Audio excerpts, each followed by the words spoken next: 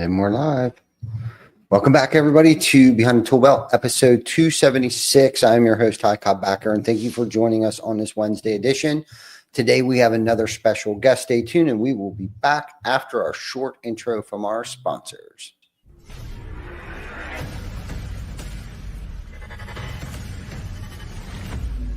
TC Backer. Roofing, siding, windows, gutters, solar. Roofing, siding, windows, gutters, solar. TC Backer.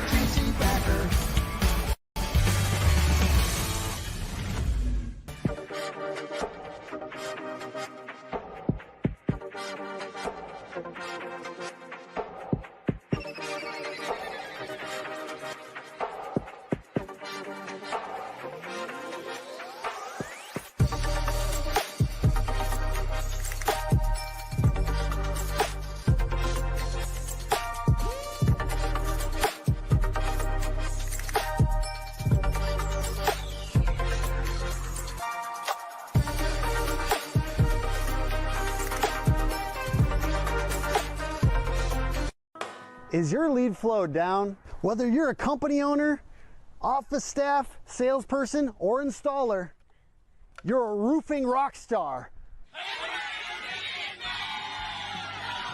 We help you get more leads with custom SEO, Google Ads, and a pro website.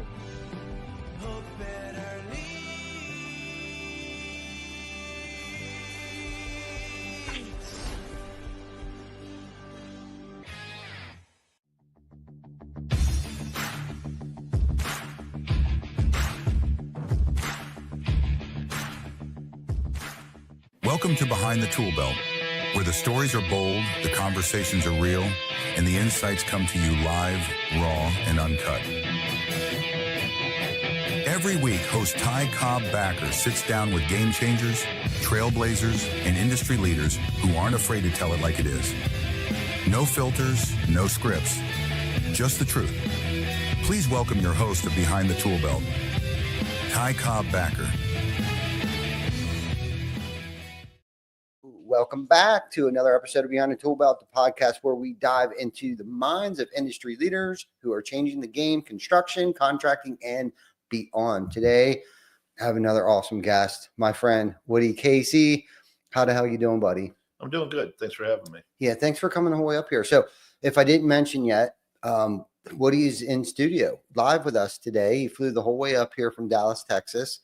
And Woody and I have a little bit of a history. I met Woody a couple years ago. Vic and myself and I think Chris Hofstra ran into you at SRC in Denton. I think that was the first time we ever met at that ice storm in Denton, Texas, which is still one of probably my favorite conferences just because. It was an incredible experience because being snowed in for several days, it was a core group of people. It wasn't very big. Sorry, April Hall. She puts on an amazing show every year. Yeah, it's my favorite of all the ones I get to go to.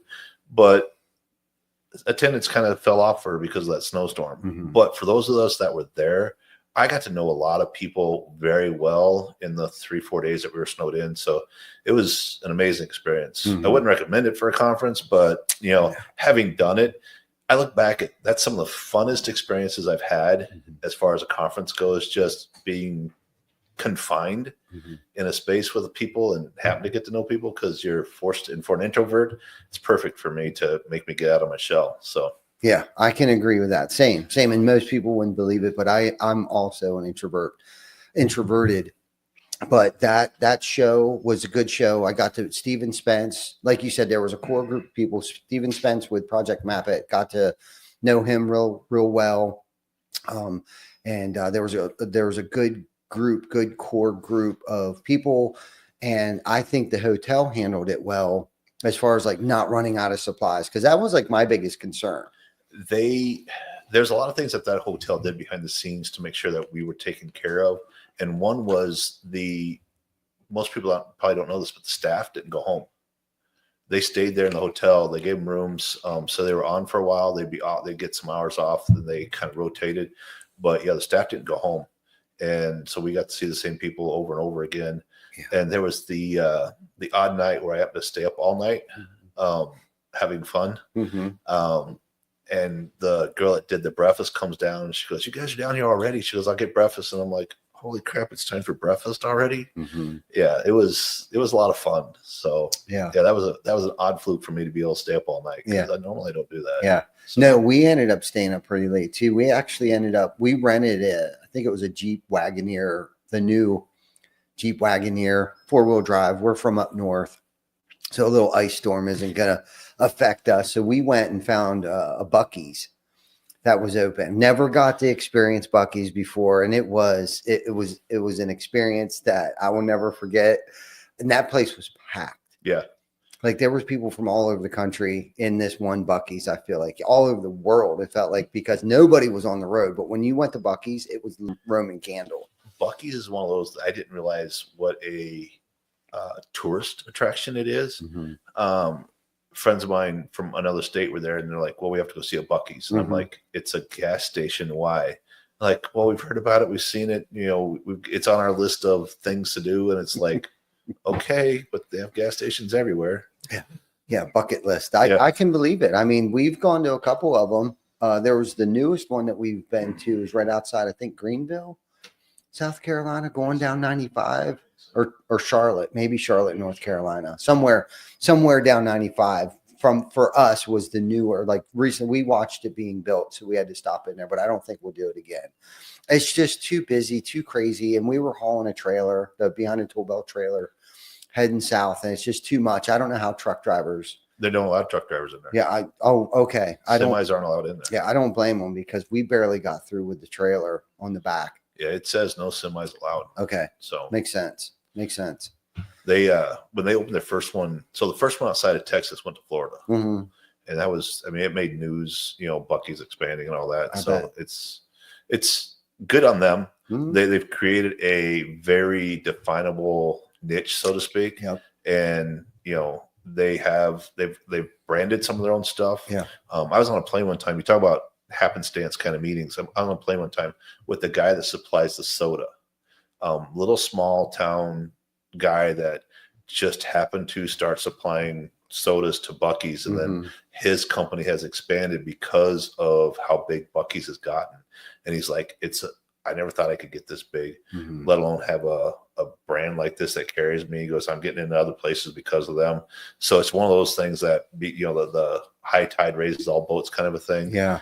And if you go into Buc-ee's, they got a few of the name brands, Mm-hmm. you know, the top brands, Of but course. they're all this off brand, and nothing against that brand because they're good sodas. But Yeah. it's just one of those things where they have this little supplier, or had a little supplier. He's getting bigger now. Yeah. But it's, you know, it's just right place, right time. Yes, exactly. We were kind of talking about that earlier, where your network becomes your net worth. Yeah. And that's a perfect example of, you know, providing a great service and a great product at a, you know, a reasonable price, I would imagine.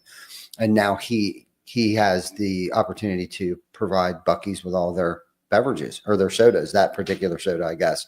But no, it's good. It's good. So for those of you that don't know Woody, you know, I guess we should probably introduce Woody, and you know, to tell us a little bit about, you know, Woody isn't from the roofing industry, and I want to get into that conversation, like where that connection came from, and I'm sure you can share that with us from your background of things like that. But we met Woody at a roofing convention, and I get the privilege to be in a mastermind group with Woody as well.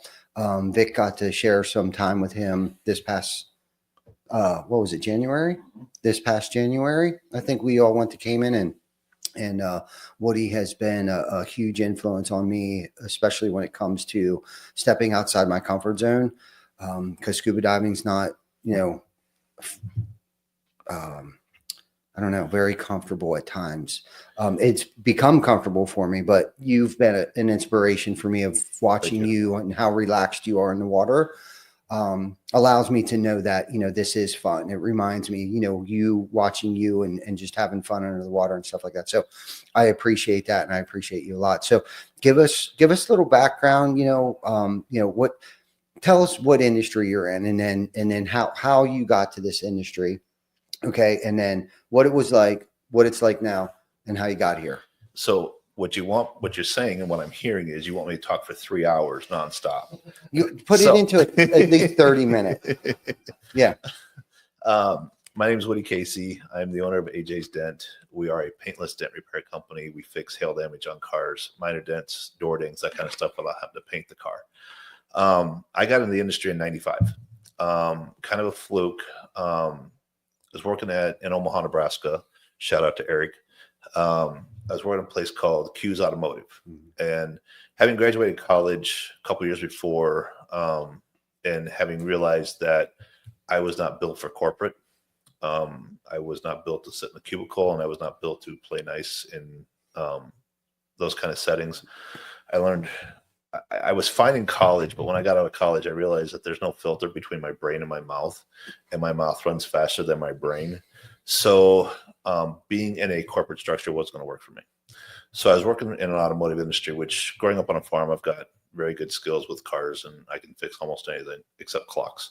But I was working in an automotive, and one of the guys I work with had quit and comes in a week later, says he's learning how to fix dents in cars without having to paint it. And this is in 95. And I'm like, yeah, it's impossible. I've been around cars all of my life.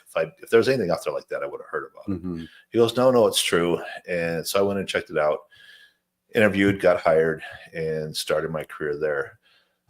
Worked briefly for that company. Those in the roofing industry can relate to not getting paid. I worked for 2 months. I worked for 6 months for that company for about 2 months for not getting paid.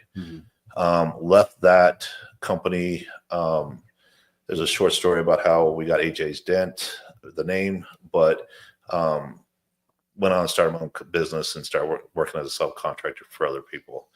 Moved to Colorado in 98. Had an opportunity. I worked for a company called Admiral Auto Body and Glass from 97 to 98.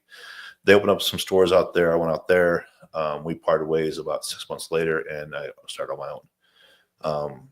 Had a great time living in Colorado, working there, built a decent sized business there. The downturn of the economy in 07, 09, we took a big hit. I lost 30% of my body shops. They went under. Some of them owing me money, which caused some financial hardships for me. Came back from that, and we're still going strong. So, or still trying to go strong, I guess. And the second part of your question is, why am I in the roofing space? Yeah. So about 6 years ago, I guess now, shout out to Charlie Chena. Friend of ours, went to work for him out in Vegas, and he was tied into Win the Storm. And I come into work one day, and Kim goes, Tasha's going to sell us tickets to a roofing convention, so we're going to do a Zoom call. And I looked at Kim and I said, we work on cars, not roofs. And she goes, Tasha's a good friend, and Tasha's done some of our marketing and some of our internet stuff, website design, and good friend. So she's like, we can spend an hour listening to her give a pitch. She needs somebody to practice on. I'm like, okay, great. Sit down, and she goes through her pitch. She does a great job. Charlie's off screen a little bit, just coaching her here and there. She gets all done, and I lean over to Kim. I said, buy 2 tickets. I don't care what they cost. Just buy 2 tickets. It'll give her a first sale. And somebody who does sales, your first one's always our hardest. So let's just buy 2 tickets. We'll make her look good. So we did. A couple months go by, and Kim goes, hey, we got these tickets to that roofing thing. And I'm like, again, Kim, that's roofing. We're in cars. And she goes, but it's in Vegas. And I'm like, okay, we'll make it a company trip. I said, get your husband, get 2 rooms. We'll get tickets, airplane tickets. We'll fly out there for the weekend, call it a work trip, air quotes, and have some fun in Vegas. And I like to play poker. And, if I don't go to the roofing convention, I'll just play poker for the whole time. So we go out there, and of course we got to put in an appearance because we did pay for the tickets.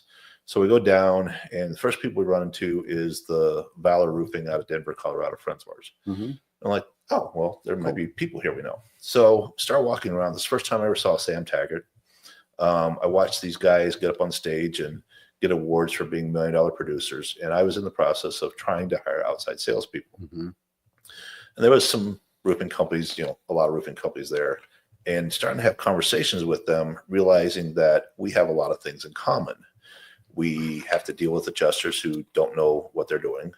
We have to deal with insurance companies who don't want to pay for what we do. And at the end of the day, we have the same clients. They're customers who have hail damage on roofs, have hail damage on cars. So coming back from that event, and I can honestly say Sam Taggart's probably the one who had the biggest impact on me at that event. And just his mindset on sales and stuff made me start to think about that.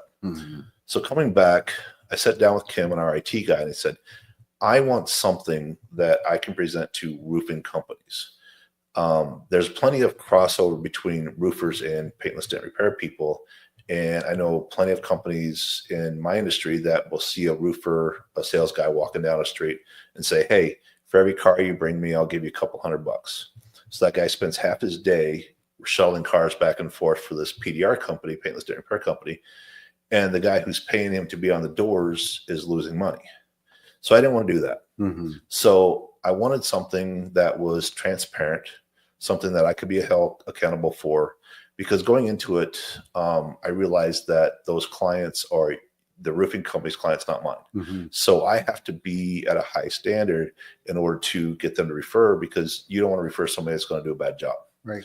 If you're putting a roof on there and you outsource your windows or your gutters, they got to show up the day they say they're going to. They got to put on a quality product. Otherwise, it makes you look bad. So I want something that where if 6 months down the road, there's a problem, the roofing company can call me and ask me, and I will know what's going on. So part of that process was that we use Job Nimbus. It doesn't work for my industry, but it works great for yours. So we started using that as our CRM so that we could track every interaction with every customer. So you can call us 6 months from now and ask us what happened. The other thing that I told my IT guy was I want something that gets it when we get the leads, we know where it came from, and they're not just out handing out business cards. So something that was trackable. So he built us a web page. So we built a landing page for every roofing company that we work with. It's logoed with their logo, and it's a little bit about us and a little bit about how the process works. But most importantly, there's a client fill-out form on it. And they fill that out. We get an email. It shows us which roofing company sent it, which sales guy sent it to us. So, because we pay commission back to the roofing companies for it. And our checks don't go to the individual sales guys. They go actually to the roofing company, because I want every owner to know what their guys are doing. If they're giving us leads, if they're not giving us leads, what the return is on that. So I want everything to be able to go through the company owner first and then out to the sales guys. So we pay commission back to the roofing company, and then they split up between them and their sales guys. So that's kind of how all that kind of came about. And we've had the privilege of working with, I couldn't tell you how many roofing companies, but we've worked with quite a few, mostly in the Hail Belt, Atlanta, Chicago, Minneapolis, Denver. Our brick and mortars are Denver for 20 years, Dallas, Fort Worth area for 8, and Minneapolis for 3. Wow. That, for someone like me, that makes complete sense. You know what I mean? But and that's why I wanted you to explain it to our viewers here, because, once they found out that you own a dent and repair company for vehicles, they're probably like, why? What's the connection? You know what I mean? And I'm asking that question because I asked myself that question when I saw you in Denton.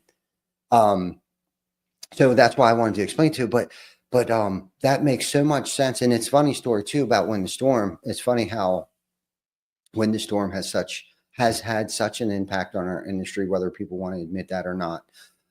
Jana and I's first roofing conference 10 plus years ago was Wind the Storm. And I was so excited, to go because, conferences, there wasn't many back then. And so we went out to Vegas, because I think the first few at least were in Vegas. At least the one that we went to was in Vegas. And we went out there and we came back different. Like, first and foremost, we thought that we were hot shit on a silver platter. But when we got there, we realized real quick that we were just a cold turd on a paper plate doing the volume that we did at that time. Okay. But because of that, it had opened our eyes to so much more. And we discovered that we weren't by ourselves anymore. And you said Sam Taggart had an impact on you. Well, Scott Riapala, I don't know if you know him or not, Interstate Roofing. He was one of the speakers there. And he is giving me goosebumps right now. Just thinking about it, had such a huge impact his personal story resembles a lot of Jana and I's personal story. And so it resonated, everything that he was talking about, from the ebbs and flows and personal difficulties and professional difficulties and everything. Like, basically, he just shared his story up on stage. It wasn't like he was dropping nuggets out there. It was just more inspirational. He's a true bootstraps. Come from nothing, made something. Same. You know, it's giving me goosebumps right now. I mean, and then we ran into Eric and Paul Reed for the very first time. Met Eric, and I was terrified to go over there. Again, I'm an introvert, right? So on the expo floor, everybody's got their signs up, and it said roofers in recovery. So that could mean one of two things. That could be, you know, recovery. There's a lot of insurance adjusters and claims, and just it's an insurance, storm restoration, recovery, you know, conference that we're at. But we were kind of like, what is that? So Jana, being the little social butterfly that she is, she walks over to their booth, and basically their booth is like 3 couches and a coffee table with just some dudes sitting around cutting it up. And Jana was like, "Hey, what is this about?" And of course, we learned what it was. And of course, this is like the greatest day of my life. We listened to Scott Riapala on stage. We're at a roofing conference. We're not in this by ourselves anymore. You know, it just opened up the whole roofing industry to us. And so it sounds like you kind of had that same aha moment when you came back home. Your juices were flowing. You know, it's yes. In a way I never really imagined. You know, we talk about this a lot. I don't really consider myself a smart person, but I know I am in some ways. But when you meet people like Sam, like Scott, like Paul, and other people that are in the industry, and you know, I've got a lot of friends in the industry now that they may not be any smarter than what you are. They just think about things a little bit differently. And learning how to open your mind to other possibilities. In my industry, I've made a lot of mistakes. I was very closed-minded for a long time. I was very, being an introvert, you know, I got a lot of things on my plate for a long time, and I did very well with it. And then that plate started to shrink, and I couldn't figure out how to get off and get another plate, so to speak. And so my plate started shrinking. And then 07, 08, 09 hit, and it really shrunk. And I struggled, and I went back to what I knew, which was traveling and chasing hail. And yeah, I can make great money doing that, but that's not where my passion is. I wanted to build my business, not work for somebody else's business. So going to the roofing conference, and I tell this to everybody in the roofing industry, I have better friends and more connections inside the roofing industry than I ever did in my own. And it's weird to say that because I've been in mine for 30 years. I've been in roofing for like 6. Not that I'm actually in roofing, just, you know, in the space. Yeah, right. I'm in the space. Yep. And the friends I call when I need somebody to talk to are in the roofing industry. You know, the friends I call when I need advice, the friends I call when I have a great day, they're in the roofing industry. They're not in mine. You know, and it's amazing how the roofing industry is where I wish my industry was. My industry's starting to get there, but it's a decade behind the roofing industry. We're still, in my industry, there's still a lot of cutthroats out there, a lot of shady characters, a lot of guys who do business every year and then change their company name so they can hire new guys and screw more people over. And I know it's happening in the roofing industry, but you guys are rising above that a lot faster than we are. And I really love that about your industry, that you got guys who will put on mastermind groups with other roofing owners and be supportive, even if they're in the same market. You know, it's amazing to watch that, and that camaraderie and that kinship fellowship that's there. I absolutely, it's one of the things, like, I get goosebumps sitting here talking to you about this, because it means so much to me, because I've been able to do things in my life that I never thought I would. Some it's from the connections I've made in the roofing industry, and some it's just from the industry that I'm in, because it's like roofing, it's good money. You know, yeah, I have a college degree, but I got a lot of friends that are in my industry that maybe not made it out of high school, but they're making 6 figures a year. I've traveled all over the world. We talked about this before in scuba diving. There isn't hardly anywhere in the world that you can go scuba diving that I haven't been. my list of places that I still want to go to is small. Mm-hmm. My list of places I want to go back to is very huge. Mm-hmm. And I get that freedom and that financial ability to be able to do that. And my girlfriend and I are going to the Maldives in a week, and I can't wait to take her there. Mm-hmm. You know, I don't get too excited about things until I get there because I've had bad trips, but you know, I'm talking about it like this. I'm fucking excited about going. You know, I get 10 days. I get to go scuba diving. I get to show this stuff off to a girl I love. Mm-hmm. You know, it's amazing to me. So, and I can truly say that scuba diving is one of my biggest passions. Mm-hmm. So, yeah, I know that for sure. And I've got to witness that and experience that with you, alongside with you. You mentioned something earlier, you know, about not being the smartest guy, and I think, you know, it sounds negative, but I know you're not putting yourself down. And then you did follow up with saying, you know, in certain facets, certain areas, right there, or you don't think of things the way that other people might. And I think as business owners or parents or leaders of whatever, I think that can be one of our greatest strengths, knowing that we do have deficiencies, okay, weaknesses that we're not so good in. So, and obviously you've identified that. How long did it take you? And we talked about this earlier before offline here, but how long did it take you to be able to put the pride and the ego down? Like, when did you identify, like, look, I'm going to raise my hand. I'm waving the white flag here. I need to surround myself around smarter people. Like, what was there a moment? Was there a tragedy? Was there something in your career where you were kind of like, you know what, I need to open up and I need to start asking for help? so probably a little bit of it started. There's a couple of turning points in my life. One was realizing that family's not family. That family will take if you let them. And I thought that I could be the Superman and the hero for everybody, and it cost me a lot. So coming on the backside of that, I had to kind of change a little bit.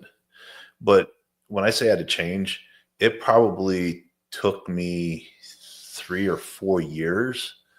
In our mastermind group, Eric's talking about trust. And for me, it's trust. I got to the point where I didn't trust anybody. And not to go too deep into this, but I told you I went to therapy a long time ago. And what my therapist told me is, when the people that teach you how to trust, meaning your parents, break your trust, it is hard to recover.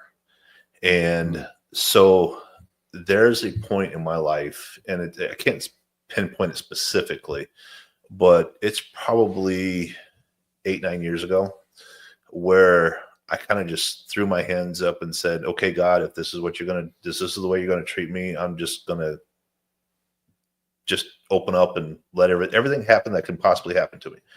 I'm tired of being closed off. I'm tired of living a negative life, so to speak. And I just said, you know what? I'm going to start trusting people until they prove I can't. And then I'm a pessimist. I tell people I'm a pessimist with an optimistic hope. And it's funny, and people are like, well, why are you a pessimist? Well, if you believe the worst, the only true things that surprise you is things that are better. So if you go through life as a pessimist, your emotions that come to you are happiness and joy, because things are better than you expected them to be. Whereas if you're an optimist and things happen, then you're the opposite of that. You're sad because bad things happen. So if you expect the bad things and you plan for them, then everything that happens to you is easy. You know, the one of my favorite shows is Navy SEALs, and the only easy day was yesterday. So if you kind of look at life as, you wake up, you know it's going to be a battle, but you're prepared and you're going to get through it. And then tonight when you go to bed, you can reflect on it and see how well you did. So back to that trust thing. So I started opening up. I have a Kim that works for me. She's my operations manager. She has stuck with me through thick and thin. She's been with me now, I think 14 years, 15 years, something like that. She's seen the good in me. She's seen the bad in me, and she's still there. Her family's my family. So Kim has probably shouldn't say this on the air. Kim has access to everything I own. Mm-hmm.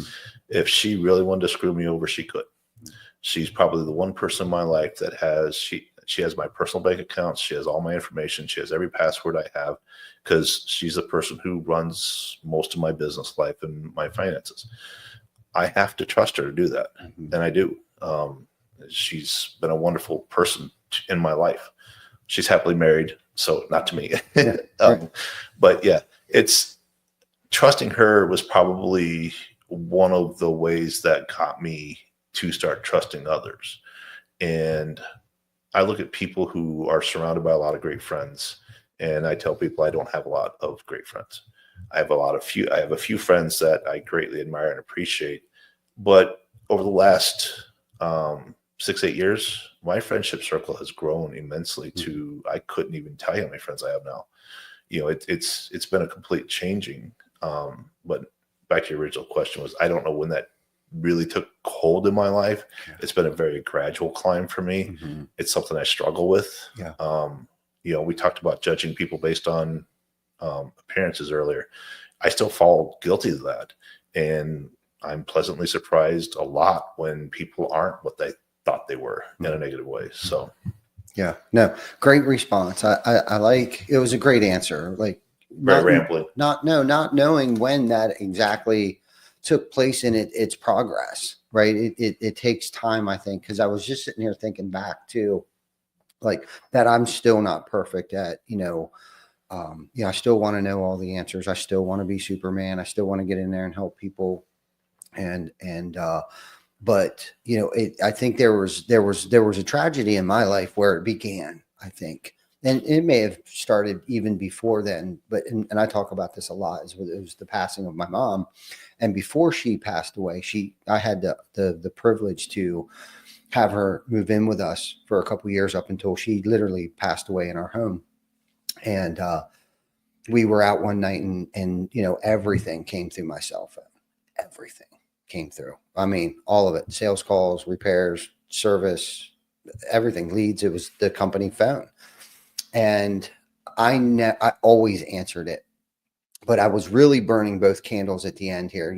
I was, not that I was taking care of my mom. My significant other, Jana, has, God bless her too, took care of my mom full time, basically. And at that point in time, she had worked at TC Backer Construction.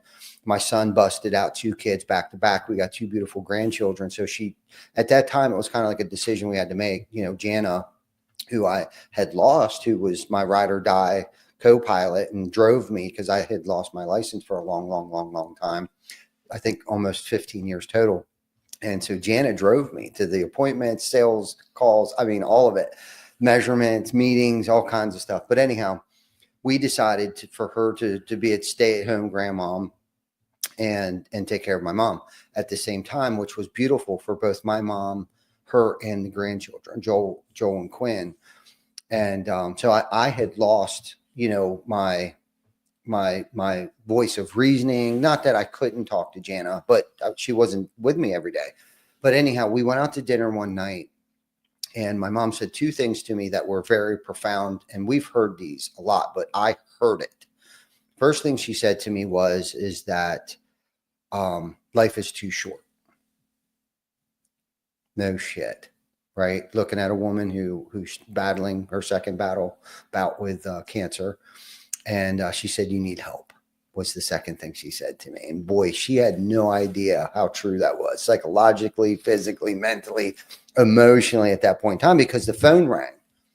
The phone rang, and I actually red buttoned it for the first time, because that's how I fed my family. That's how I was able to have my mom move in with us and take care of her. And not that my mom, they own a bar and a restaurant. My dad's still with us, thank goodness. And, so they own a bar and a restaurant. And I grew up in the hospitality industry. And, but I heard what she said. And I think that's when, for me, my guard, I have trust issues. I always will. I work on it on a day-to-day basis. And I really feel like a lot of it comes from not just pride, and ego, but it's fear of trusting people and I think a lot of it had to do with my old misbehaviors. Do you know what I mean? It's almost like if your significant other is accusing you of, cheating on them all the time, chances are they're probably cheating on you because they have a guilty conscience. And I think for me, growing up in my profession here, because I've literally used to be the youngest, but now I'm one of the oldest people here at TC Backer today, the top 5, I would say, of the old heads. I'm an old head today, right? I guess if 50-ish is considered an old head, but anyhow, I feel like, so I went and I tried to find some help, and we had a great team, but I didn't run it that way. Like, I didn't empower people. Like, they kind of waited outside my door and waited for me to give them direction, opposed to empowering them to make decisions on their own, kind of thing. And the culture was good. It's a good way to run things if you want to stay relatively small. But I knew that there was so much more, and I felt like I had a lot of time to make up because I had pissed away most of my childhood and my teens and early 20s and just pissed away and just felt like, finally I got my shit together and I got to make up for lost time. So like, I'm running, put my head down, running. And then when she passed, like, how I grieved with it is I went to work and I worked hard and I still really haven't even looked up the enjoy it yet, I think. But anyhow, I knew that I wasn't the smartest. Okay. I knew I wasn't the smartest person in the room, and I heard it. I read it. I'd listened to it someplace where it's like, I needed to surround myself around smarter people than me in certain aspects of my professional life. And so I had to find these people that I trusted, maybe not with my personal bank account and things like that kind of trust. But I understand having a Kim, and you've spoke very highly. So if Kim, if you're watching this, Woody has never had an ill thing. He always says very positive things about. So whoever this Kim chick is, man, she must be a rock star. But I too have a Kim here that has been with us for 11 years now. I've had Perry, who's been with us damn near 17 years now. And these people who are smarter than me. If it wasn't for Perry, we had a decision to make back in the day. Do we go with Peachtree Accounting or do we go with QuickBooks? And back then, I don't even know if Peachtree is still around. We chose, thank goodness, QuickBooks. Perry helped get that up going. Like, I'm not a CPA by no means, so I delegated and empowered. Again, here we get empower people to and leverage their strengths, because Perry's pretty nerdy and he's good with Excel. And guess what? The engine behind QuickBooks is pretty much Excel spreadsheets, right? Kim came in, she's good with numbers and very organized. And that way gave Jana some time to kind of back away from the business a little bit. And then like Chris Baker, we got Glenn, like all of these really smart people that are making decisions, right, on a day-to-day basis. And they're probably having a meeting upstairs right now that I don't even know what the fuck they're discussing. Right. But if we want to be and want to have impact and want to empower people and create change in people's lives, we have to let go. And I think if you can really have that mindset of, getting the ego, getting the pride, getting the fear, removing fear. And again, I'm not saying that it doesn't creep in every now and then. And I don't wonder, what the hell are they talking about over there? Are they talking about me? Are they talking about how shitty of a leader I might be?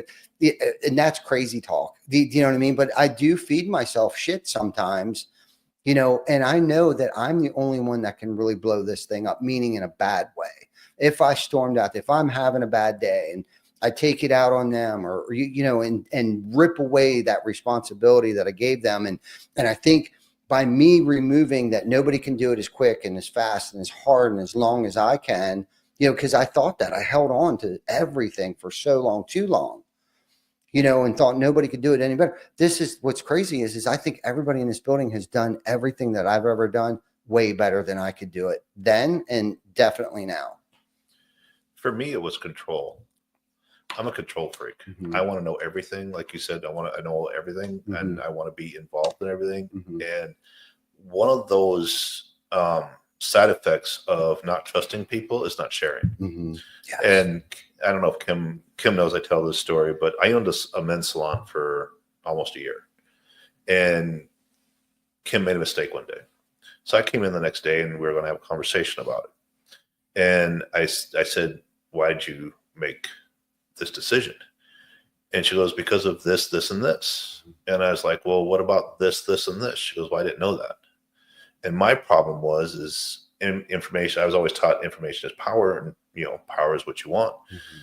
I realized that for me to be more successful and to be better, I have to freely give all the information I have.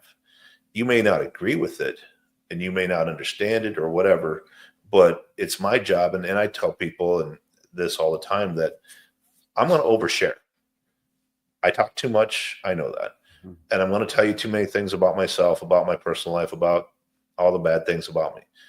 But I always figure that the more information people have, the better decisions they can make. Mm-hmm. And that was kind of a turning point for me and Kim in our relationship, was the realization that if I'm going to let her have the power to make the decisions, Mm-hmm. I also have to give her all the information I have.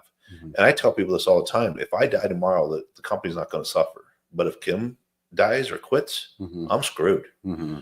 You know, because she does so many of our relationship is very symbiotic. There are a lot of things that I'm really good at, and there are a lot of things that she is really good at. And the thing is they're not the same. Mm-hmm. There's overlap, but there's not that much overlap. Yeah. You know, people in my life, girlfriend, get upset because I don't know what day of the week it is. I don't know what's on my calendar. I don't know what's my schedule like, because Kim does. Mm-hmm. You know, and if I want to do something, Kim has to put on my schedule so that I know that it's coming up. I can lose months because I got my head down and I'm working and I don't know what. Someone say, hey, you know, this trip's coming up in January. Yeah, we got months. Mm-hmm. Dude, it's December. Okay, that means I got to start figuring that out. You know, so I don't think of a calendar in linear. It's kind of abstract for me. Mm-hmm. So you can tell me something's coming up in October and I'm like, okay, and I'll forget about it. I don't think that it's 5 months away or 6 months away or whatever. It's just, it's abstract. It's out there somewhere. So the other thing that Kim has helped me do is get the rubbish out of my brain. Mm-hmm.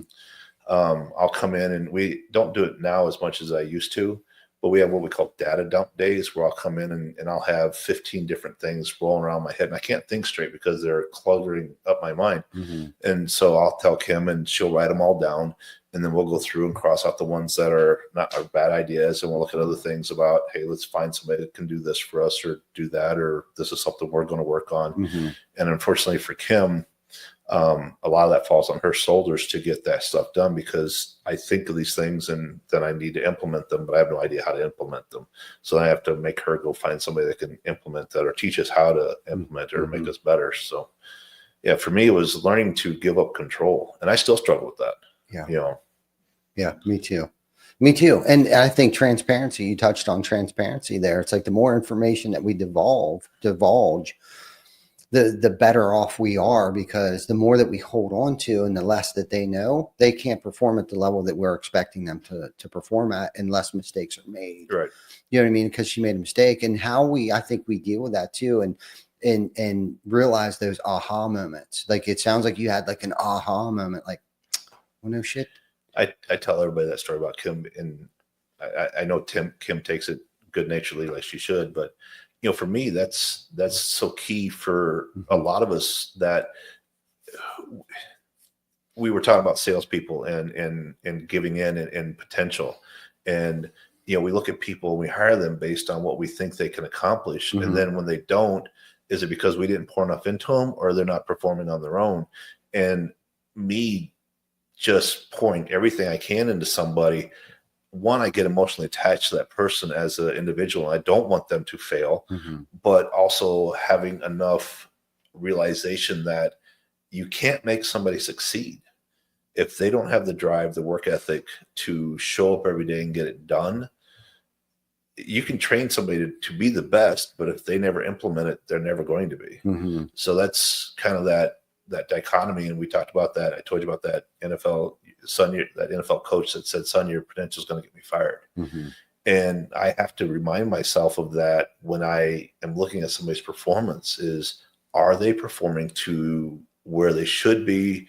Are my expectations too high for them? Mm-hmm. Am I not allowing them enough grace to fail and then succeed, or are they just not performing because of something on their end? Yeah. And sometimes it's a hard look inside. And for me, I don't always meet my own standards. Mm-hmm. You know, in our mastermind group, I talk about sales, that's where I struggle, and that's what I'm trying to hire and get done. But I don't always hold myself to that same accountability that I hold that I want to hold the sales guys to. Right. So that was weird. Things got glitchy. No, I'm guilty of that too. You know, I'm guilty of not holding to my own standards that I expect everybody else to. And I'm also guilty of not giving enough direction. You know, I don't know if I assume people should probably know certain things, or I expect them. It's funny because I was talking to Jana last night. I think it was last night, about being able to read my mind. Like, what do you mean you can't read my mind? Like, and she's learned how to read my mind, because I was giving Tam shit the other day of like, you need to know what I need before I know I need it. You know what I mean? It's kind of like Jana was like, she can't read your mind. Do you know what I mean? And I don't know if Tam would be watching this or not, but we were kind of having a discussion about Tam, my assistant, because not that she fails, by no means. She has definitely improved the quality of my life and the business, just because of, like, yesterday, she was like, don't forget this, don't forget this, don't forget this. And then 5 minutes later, she knows me well enough to remind me again. Did you do this? Did you do that? Did you do this? Yep. You know, and it's like, we need that. But getting back to like the direction thing, like I've been using, there's a cemetery over here. I've been using that as a metaphor here lately. You know, I'm guilty of telling people, just go to the cemetery with zero direction. Just get over there. You'll figure out what you got to do when you get over there. Okay. Well, then they're kind of like duped to doing their way over there, trying to figure out, like, why the hell is he sending me over to the cemetery? When all along, what I needed you to do is there's actually an oak tree that's in that cemetery over there. And every time the wind blows, it's damaging the top of one of the tombstones. Okay. Well, if I would have gave you just that much clarity, you'd be like, oh shit, okay, grab the chainsaw, run over there. But then when you got over there, you discovered there's 2 other oak trees. And because of the empowerment, right, they already know. They might say, hey, there's 2 other oak trees over besides one. Do you want me to take care of them? Yep. So they're over there. They clean up the oak trees. Well, then they discovered, shit, there's leaves all over the place. Maybe I'll rake it up. They'll rake up the leaves. Then they discovered, hey, the grass is getting a little too tall. Yep, mow the grass. And then they can start seeing the actual faces of these tombstones. They're like, hey, we can't read the words. Maybe we should power wash it, right? But with just that little bit of clarity up front, right? It doesn't even have to be a whole lot, but just some direction, right? So they're not like trying to figure it out. And then I'll get pissed because they didn't figure it out with very little. Just go over to the cemetery as far as directions go, right? Because I'm guilty of busting people's shit up. Like, what do you mean you didn't figure it out? Just figure it out, you know. And for the longest time, Glenn's job description, he asked me what I had went through and asked everybody to write out their job descriptions for me. And Glenn calls me up. He's kind of pissed off at me a little bit, quite frankly, because one, I think he thought that I thought that he wasn't doing enough. And that's why I wanted everybody to write out their job descriptions. It had nothing to do with that. And Glenn's like, and he was like, what is my job description? And honestly, the only thing that I told him is whatever it takes. And that was good enough for him. Like, it really was. But like a year later, I'm like, that's not good enough either. Like, I really literally have to. So here, most recently, I'm writing clarity notes to everybody from Ty, clarity notes from Ty. And I've done 4 so far. I've reviewed 3 of them with 3 of our teammates. And after the conversations, because we're implementing some new things and some changes are coming and stuff like that. And it pertains to people's jobs and their descriptions changing a little bit. So, and I've discovered, and I've known this a long time about myself, you know, because I'm a visionary like you. I'm not the integrator. Like, I don't know how to do this shit, but we're going to do it. Right. I'll have these great, grandiose freaking ideas. I don't know how to we're going to do it, but guess what? We're going to find someone, or you're going to figure it out how to do this. And I know that about myself. So anyhow, giving more direction and being more clear, I think, is something I've recently have really trying to hone in that skill, because fortunately it is a skill and it's something that I can work on and I can get better at. And that's only because if I'm not clear on the vision, how am I supposed to expect our teammates to be clear on what they're supposed to be doing every day and the importance of what it is that they're doing and how it affects everything else? Clarity is, you spark something in me just with that. I'm trying to hire salespeople, Mm-hmm. and I just think salespeople are salespeople, Mm-hmm. because that's, not being in the sales side of things. Right. To me, it's like, go out and sell. Mm-hmm. And like, how? You're a sales guy, you should know how. So having that clarity is something that is definitely something I need to work on. And when you talk about job description, Kim and I have a running joke that her job description is written in pencil, Mm-hmm. because it's subject to change at any That's right. moment. So you can Yep. erase it. Yep. And change it whenever I need it to be. Your job is whatever I tell you your job is. Yeah. Right. Yeah. No, and basically that's what I was telling Glenn, like whatever it takes. But that was enough motivation for him to be like, okay, whatever it takes. We talked about that a little bit earlier. One of the best pieces of advice I ever got from somebody was, not being the smartest person in the room and hiring the smartest person in the room. Mm-hmm. And we talked about A and B students work for C students. And when you give an A and B student clarity and direction, Mm-hmm. they're going to follow that to the end of the road. Yep. But if you do that with a C student, they're going to go, okay, and then what? Mm-hmm. Or they're not going to go on that path because it doesn't fit their, the way, their brain works. Mm-hmm. And I have this conversation a lot that my brain doesn't work linear. It works abstract. It's a visionary. It's I'm all over the board. So I can't sit and be task orientated as much as I used to be able to, because my brain squirrel. Yeah. And it's off on another tangent. I'll be in the middle of a conversation with somebody on the phone and forget that I'm in the middle of a conversation on the phone and start dialing somebody else. Mm-hmm. And I've done that. And it's like, crap, I forgot, sorry, because they hear me, what are you doing? I'm like, oh, fuck, I was calling somebody else. It's like, crap, so I've done that. And the thing is, I can say I've done it more than once. Yeah.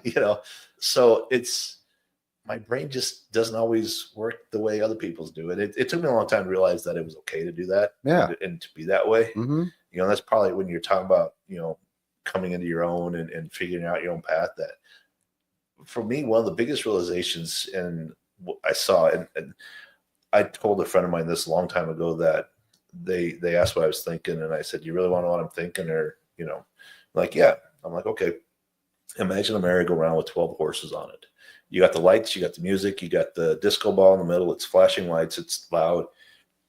Each horse in that merry-go-round is a completely different topic. And I'm thinking about 4 at any one time. Mm-hmm. And if you imagine 4 of them being lit up, and then one's going to start to dim and 2 more. So I'll be thinking about 5, and then that's going to drop down to 3, and then I'll be back to 4. My brain just scatters out like that. And somebody will have a problem, something in the business or something, and I won't have the answer right away.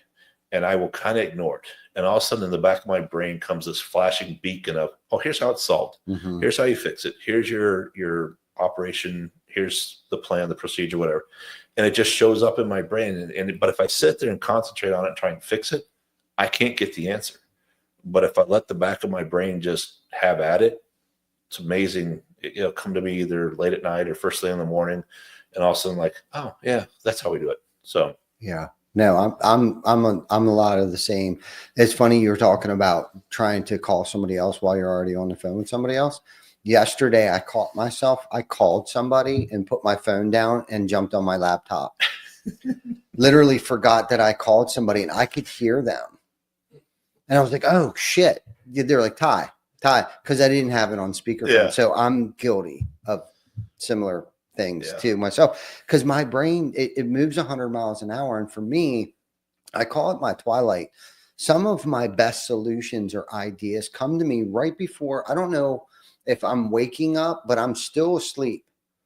Okay. And I'll have these like aha moments of like, this is exactly what we need to do to fix this. Or some of I think my best ideas come to me in that twilight, like when I stop thinking and stop being so fixated on a solution for something, because that's not conducive to me. Is like, I'm trying to force a fix. You know what I mean? It's like, but if I can just walk away from it, for a little bit, that usually always the idea of what we need to do, or the direction or the vision that we need to go in, that's when it comes to me. Now, I am also good at, like, this morning, Baker came to me and he was like, hey, there's something that transpired overnight I need your guidance on. I was like, oh, okay, cool. And it was just kind of like, bam, bam, bam. Okay, cool. Yep. Nope. We'll just do this, because of the experience that I do have, and the empowerment that I've given him. I was kind of actually glad he came to me looking for advice. Because I had, experience in that similar situation that he's dealing with or dealt with, this morning. But big, grandiose, things, because like I was telling you earlier, this winter has been rough for us up here, this past winter, and things were slow, which slow means cash flow slows down. I'm already thinking of next winter. Most people just show up to work every day. They don't even think about, maybe they're thinking about Friday and payday, on Monday, and that's not a bad thing either. But I'm already thinking, what can we do? What can I control? I can't control the weather. I can't do it. So one of the plans that I've come up with, obviously we're kind of it pulling things back, things like, I had a Verizon cell phone. Okay. We use AT&T. I had owned a landscaping business for about 5 years, acquired one. And this past winter, we decided that all of our contracts ended. We had a 3-year contract with a local county, and everything just kind of it was just that it worked out good. I saw a window. I jumped out of it. I was like, look, we're off the hook. We're done. Nothing was wrong. It was profitable. It did good. But I knew how busy this roofing season was going to be with some new larger accounts that we landed, more sales reps, because we also do a lot of new construction and different avenues, insurance, new construction, retail. We're kind of have our irons in a couple different fires, because I've learned going through 7, 8, 9, and 10 that you can't keep your eggs all in one industry or form of roofing that we do. Shit, I kind of lost my train of thought here. Where the hell was I going with that, Woody? Help me out here. Don't ask me. Okay. Squirrel. I just had a squirrel moment. But shit, I totally forgot where the hell I was going with that. And that's one of the I do that too. Yeah. You go down a tangent and forget what your point was. Yeah, I totally forget what the hell my point was on that. You have no idea? Okay. What's thought process and getting somewhere? Yeah. Oh, so I'm thinking of next year. Things were pulling. Yeah. Oh, so the Verizon. So it was $150 a month. That's $1,800 a year. Do you know what I mean? So it's like, it's given me time to kind of go back through and dissect things, because there's no sense in spending $1,800 a year on a Verizon bill that Horizon no longer exists, and everybody knows it was TC Backer anyhow. So if there is something that they want to call us for, they'll just call the number here, because we rebranded everything. It was red, black, and white. It looked, if you out of your profile, you would have thought it was a TC Backer truck and not a Horizon truck, because we complemented both facets, and we still do some landscaping, but not at the commercial scale that we were doing. We had a bunch of commercial accounts and stuff like that. But so we kind of just dissolved that, brought the manpower, brought the vehicles, brought the resources over. So there's been changes coming, because I'm already thinking about next year. Like, we're not going to do snow plowing next year. It just turned into an overtime freaking fuckery free for all of overtime that people, not that they didn't deserve it, but it's overhead that we don't need to absorb next winter if there is another long winter. Right, between equipment breaking down, the financial burden that creates, and then the trucks down, and we're not getting out to these parking lots fast. It's just this whole thing. It was like, you know what? We don't need any of that stress. So through why this was happening to me, right? Because I wanted to look at it like, why is this happening for us right now? It had me dive back into what we can do to improve things next winter, and that's being the visionary. Right. I might not be able to do all of these things right myself, but because of the team that we've created here, it's kind of like, all right, we need to make sure we cut back on overtime next winter. We need to dissolve Horizon. We need to get rid of the Verizon bill, along with all kinds of other things. Could I sit around and make all these phone calls all day long and delete this and subtract that? And yeah, of course. But because I've learned to trust my team, I guess circling back to the whole trust thing, I don't think this is where I was going with this, but at least we're not just oddly staring at each other right now without saying anything. But to circle back on our conversation of empowering other people and trusting other people, thank goodness I've been able to trust people enough to handle things that need to be done within the business, even when my back is turned. And it goes back to surrounding yourself with people. My favorite thing is just surrounding yourself with smarter people. Mm-hmm. And part of that, and to go back to a little bit what we said at the beginning was, being the dumbest guy in the room. I don't say that from a self-deprecating or self-grandiosing kind of a thing. Mm-hmm. To truly learn to be humble around people, and we talked about this a little bit earlier, Mm-hmm. About being in a room full of people you respect and being vulnerable inside that room. To me, it's created avenues and it's created friendships I never thought I could have. Because I don't come in there with my chest out and a big head on my shoulders. Trust me, I've got an ego. Mm-hmm. I've got pride, and I still have that. And you asked that earlier. When could I set the pride aside? 20 minutes ago, Mm-hmm. or 20 minutes from now. I'm very prideful. You look at where I came from and the amount of traveling I've done and the things I've got to do all over the world and see. I'm very prideful in my stuff, but every once in a while, when I get a little bit too big of a head on my shoulder, the man upstairs kicks me in the nuts Mm-hmm. and says, pay attention. Yeah. This isn't about you. There's something else. And you talk about, why is this happening for me? I love that mantra Mm-hmm. because I just had this conversation with a friend of mine a couple of weeks ago. He's going through some issues, and it's like, remember, you're going through trials and tribulations right now for a reason. It's either prepare you for something that's coming, which is probably the truth, but you don't know what's coming up. And it could be a couple of years ago, a friend of mine's, her dad died, and they were very, very close, and she was upset. And we were having a conversation about it.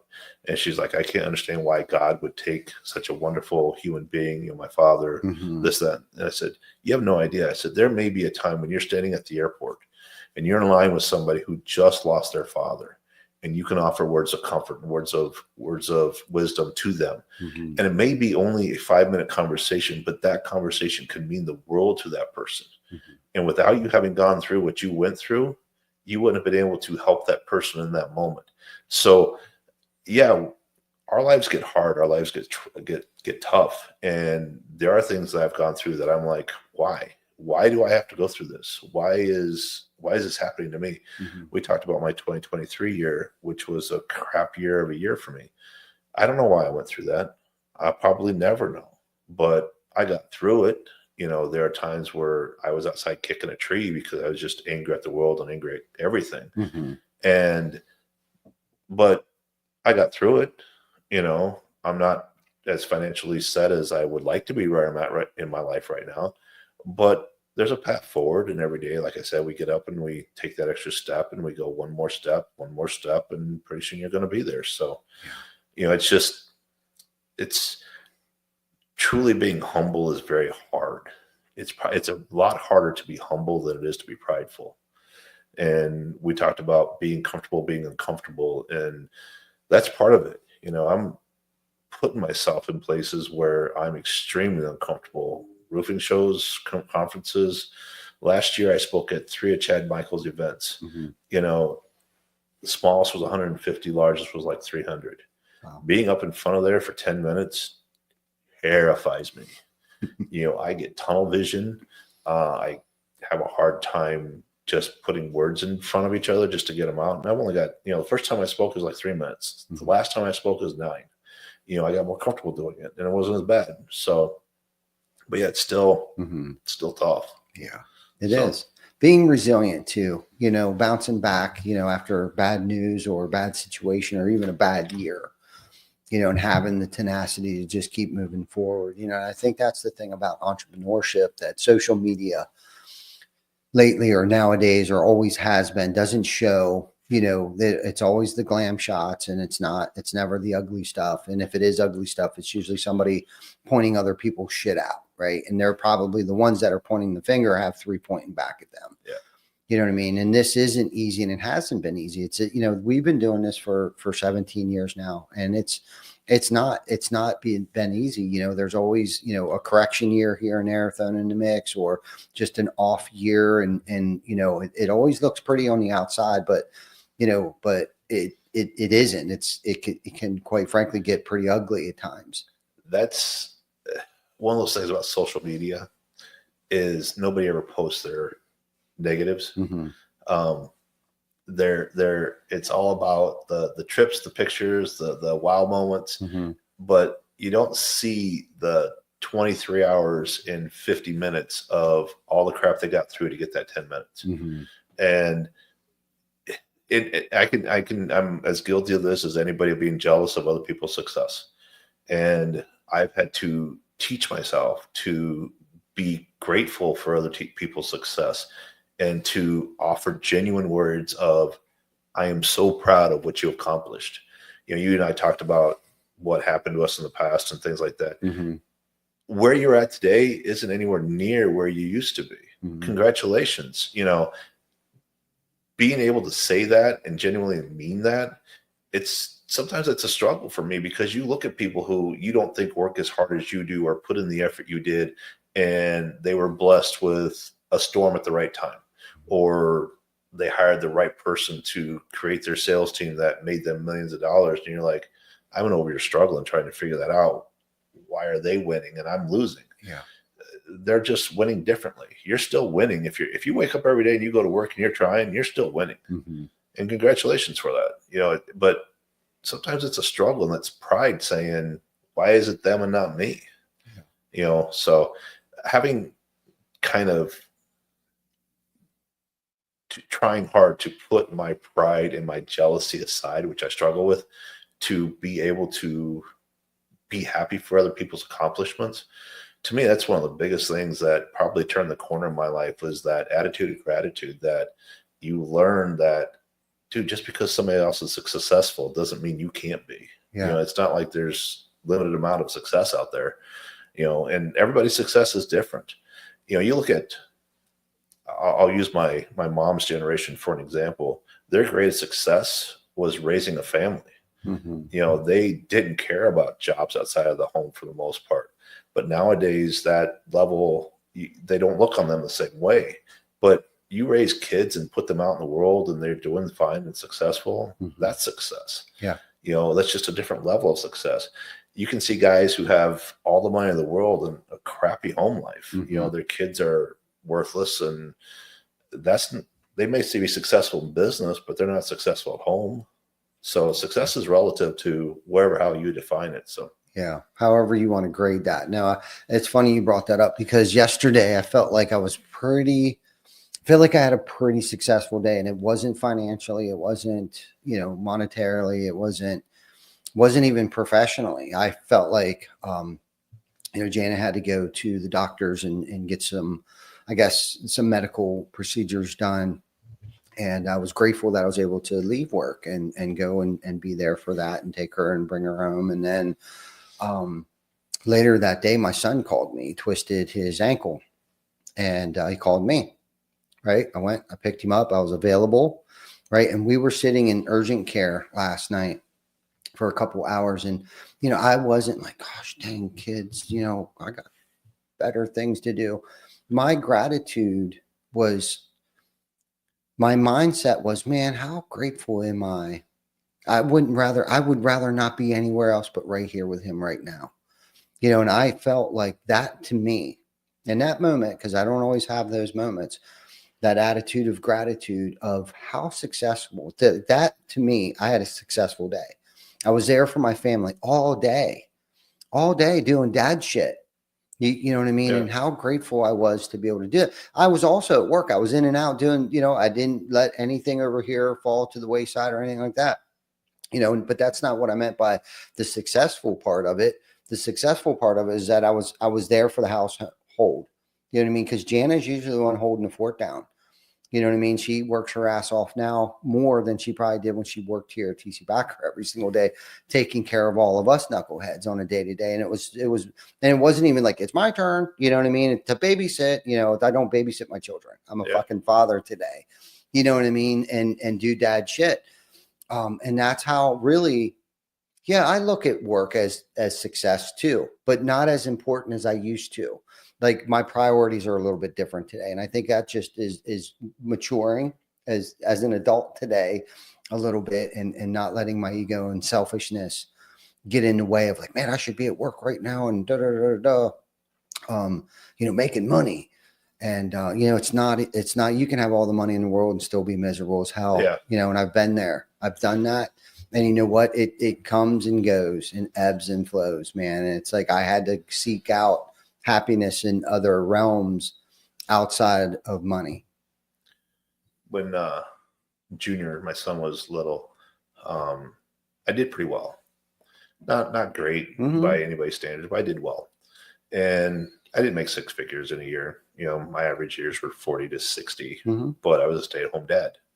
Well, not stay-at-home, but I worked. But when you talk about success at that time in my life, my success was my son always made it to practice because I took him.